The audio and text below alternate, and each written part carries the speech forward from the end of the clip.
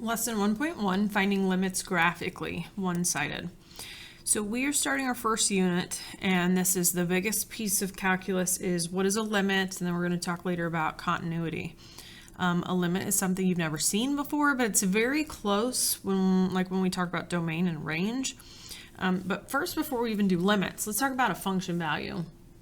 A function value, like when I see this is f of 3, that's the y value at 3. So f of a is the y value at a. So a is an x value. We're trying to find an output. There has to be a closed point at that value. Okay, so f of 3 would be I find where x is 3, and then I find where is the closed point, which is right here. That y value is -2. So I would not want to pick this piece up here where there's an open circle because a point doesn't really exist there. And remember that these are called piecewise functions. There's multiple pieces on the same coordinate plane. Number 2, f of 4. So that means I would find the x value at 4. But if I look, this is an open circle, so there's no point there. And this is an open circle, so there's no point there. So this is actually undefined. It is not defined. It does not have a value when x is 4.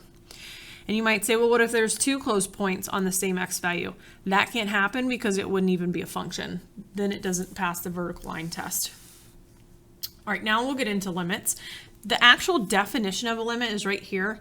It's a value that a function approaches as that function's inputs get closer and closer to some number. So it doesn't necessarily have to equal a value there. It's what is it approaching or getting close to. Okay, it's kind of like a limit. If you have a budget when you're going shopping, you're reaching that limit. You may not even want to spend it, but you're getting closer and closer to it. Here's this weird notation of what we're going to see lots and lots of. This is the limit as x approaches -4. And then if it has a plus or minus up here, that's going to say from which direction. A negative means it's from the left of the function f of x equals what? So again, the limit as x approaches -4 from the left of the function f of x equals what? So we're trying to find what y value as the function's getting closer and closer to -4. Well, -4 is right here. I see that there's a split between the pieces. I want to come from the left, which would be going towards this direction. Well, which piece has x values that are going to this direction? That would be this bottom piece. So I want to follow it, and what y value am I approaching as the x's are getting closer to -4? Well, that would be that open circle right there, which is -2. So again, in a limit, it does not have to be a closed circle. It's what is it getting close to as it's going to -4. All right, number 4, this would say, what is the limit as x approaches 3 from the left of f of x? So we're going to find where x is 3. We want to approach 3 from the left. So that would be this piece right here. And it goes to this closed circle right here. So what are we approaching? What y value as we go from the left? That would be 2. Okay. And then right side limits are the same thing. We're just coming from the right side. This would say that with the limit as x approaches -2 from the right of f of x equals what?